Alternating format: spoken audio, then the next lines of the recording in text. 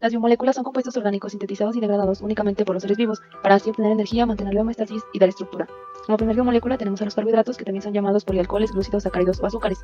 Todos presentan un enlace con un grupo carbonilo y se unen entre ellos por enlaces glucosídicos de síntesis por deshidratación. En cuanto a su clasificación, podemos ordenarlos de acuerdo al número de carbonos en la cadena, que van desde las triosas hasta las cetosas, ya sea con estructura lineal o cíclica. Además de ordenarlos por el grupo funcional, son aldosas cuando este está en el primer carbono y cetosas cuando está en el segundo. Además se clasifican por el número de sacáridos en mono, oligo y polisacáridos. Cumplen con funciones generales como el almacén y la reposición de la energía, son determinantes antigénicos y forman estructuras. Los podemos encontrar en los alimentos, como frutas y sus jugos, cereales, productos lácteos, legumbres y leguminosas, tubérculos y alimentos dulces procesados. Algunos ejemplos de acuerdo al número de sacáridos son monosacáridos como la glucosa, ribosa, desoxirribosa, galactosa y fructosa, los cuales van a unirse para componer a los siguientes disacáridos, como por ejemplo la maltosa, lactosa y sacarosa. Por último tenemos polisacáridos como el glucógeno, que se almacena en el hígado, y además están otros como el almidón, la celulosa y la quitina. Seguimos con los lípidos. La base estructural de los lípidos son los ácidos grasos. Estos se dividen en dos, en saturados e insaturados. Comenzando con los saturados, estos contienen enlaces sencillos entre los átomos de carbono, son cadenas lineales y son sólidos a temperatura ambiente. Dentro de estos encontramos a los transaturados. Estos se pueden presentar en dos formas, la forma cis y la forma trans. En la forma cis, los grupos semejantes se van a encontrar del mismo lado del doble enlace, y en la forma trans, los grupos semejantes se van a encontrar en el lado opuesto al doble enlace. Siguiendo con los insaturados, estos tienen uno o varios enlaces dobles en los carbonos de la cadena. Presentan codos con cambios de dirección en los lugares donde hay doble enlace entre los átomos de carbono. Son líquidos a temperatura ambiente y tienen un punto de fusión bajo. Dentro de los insaturados podemos encontrar a los monoinsaturados y poliinsaturados. Si solo se tiene un doble enlace, se va a llamar monoinsaturado o MUFA. Estos no son ácidos grasos esenciales, pero el organismo los puede sintetizar a partir de otros ácidos grasos o de hidratos de carbono. Si se tiene de 2 a 6 dobles enlaces, se van a llamar poliinsaturados o PUFA, y estos tienen funciones importantes en el organismo. Son precursores de sustancias como las prostaglandinas, leucotrienes y prostaciclinas. Ahora, siguiendo con la clasificación de los lípidos, los podemos dividir en simples, compuestos y asociados. Dentro de los simples encontramos a los triglicéridos y a las ceras. En los compuestos encontramos a los glicerofosfolípidos, que tienen una división del fosfatidilinositol, y a los esfingolípidos, que tienen división de glucolípidos neutros y glucocerebrócido. En los asociados encontramos a los esteroides, los terpenoides y los eicosanoides. El ejemplo más claro de un lípido asociado es el esteroide, y el esteroide principal es el colesterol. Este se sintetiza en el hígado, en la piel y en otros tejidos. Siguiendo con las funciones de los lípidos, la primera es la nutrición, fuente de ácidos grasos esenciales y vitaminas liposolubles. La segunda es el control de hormonas, esteroides y prostaglandinas. La tercera es el almacén de energía, triglicéridos en el tejido adiposo. La cuarta es el transporte, va a formar estructuras de lipoproteínas de transporte de colesterol y triacilgliceroles. La quinta es el aislamiento térmico y amortiguador mecánico. Y por último, la sexta es la formación de estructuras como membranas biológicas, por ejemplo. Algunas fuentes de alimentos donde podemos encontrar los lípidos es en las nueces, en los frutos secos, semillas de girasol, de calabaza y de linaza, en los aceites vegetales como el de soya, de girasol y de maíz, en el aguacate, en algunos aceites de pescado y en las aceitunas. Y por último, algunos ejemplos de lípidos. Ejemplos de ácido graso saturado es el ácido palmítico, de ácido graso insaturado es el ácido palmitoleico, de ácido graso simple es el triglicérido. Aminoácidos. El aminoácido es la unidad básica de la proteína. Es una molécula orgánica constituida por un átomo de carbono alfa unido a un grupo amino, grupo carboxilo, átomo de hidrógeno y una cadena lateral. Es importante mencionar que las diferencias entre los aminoácidos radica justamente en la estructura de la cadena lateral. Tiene diversas clasificaciones. Por ejemplo, por su origen están los aminoácidos esenciales, que son aquellos que el organismo no puede sintetizarlos por sí mismo. Por lo tanto, la única fuente de estos aminoácidos en el cuerpo es mediante la ingesta directa a través de la dieta. Aquí sus ejemplos, y los aminoácidos no esenciales que el cuerpo sí puede sintetizar y que no requiere de una ingesta directa. Y aquí sus ejemplos.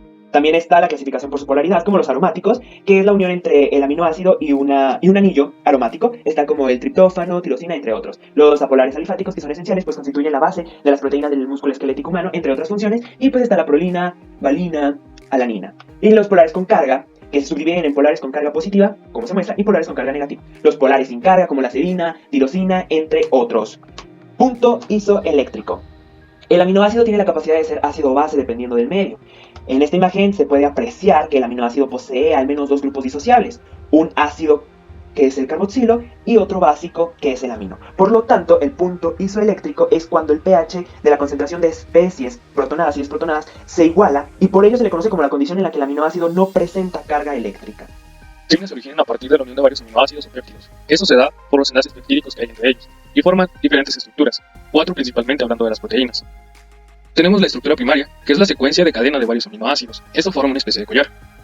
En la estructura secundaria, vemos que es el plegamiento que forma la cadena polipeptídica debido a la formación de los puentes de hidrógeno entre los átomos que forman el enlace peptídico.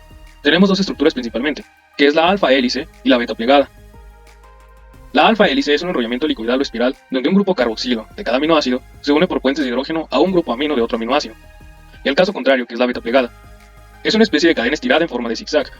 Toma esta forma ya que los grupos R están en la parte anterior y en la parte posterior para poder crear un enlace. El enlace entre la lámina beta plegada y la alfa hélice da origen a la estructura terciaria de las proteínas. Y la estructura cuaternaria de las proteínas es la unión de una o más cadenas polipeptídicas, es decir, es la unión de una o más proteínas. Puede ser a partir de 2, puede ser a partir de 3, etc. Las proteínas se clasifican debido a su forma, su composición y su función. Por su forma nos referimos a la forma globular, forma fibrosa o forma mixta. La forma mixta contiene formas globulares, fibrosas y también puede adoptar otro tipo de forma. Por su composición, tenemos la holoproteína u homoproteína, que es formada solamente por aminoácidos, y la heteroproteína, que está formada por una fracción proteica y un grupo prostético, es decir, una molécula diferente a una proteína. Las funciones de las proteínas son muy diversas. Tenemos las enzimas que desempeñan una actividad catalítica, es decir, actúan en la velocidad de reacción química. Proteínas de transporte sirven para la movilización de moléculas o iones específicos, por ejemplo, la hemoglobina.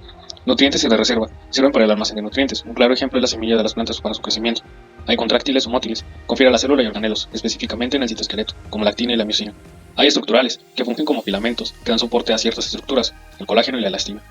Hay de defensa, que ayudan a eliminar agentes patógenos que ingresan al organismo. Tenemos un ejemplo en los anticuerpos.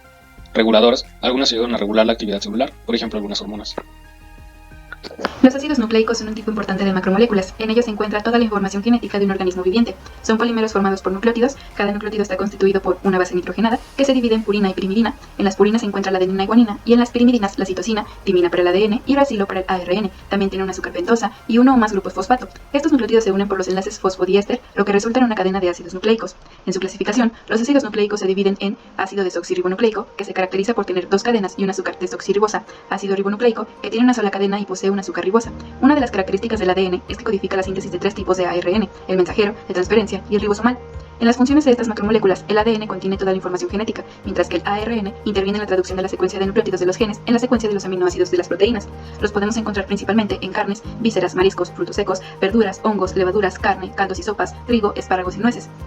Y así de esta forma resaltamos brevemente los aspectos esenciales para el estudio y el conocimiento de cada una de las biomoléculas, así como su importancia para la vida.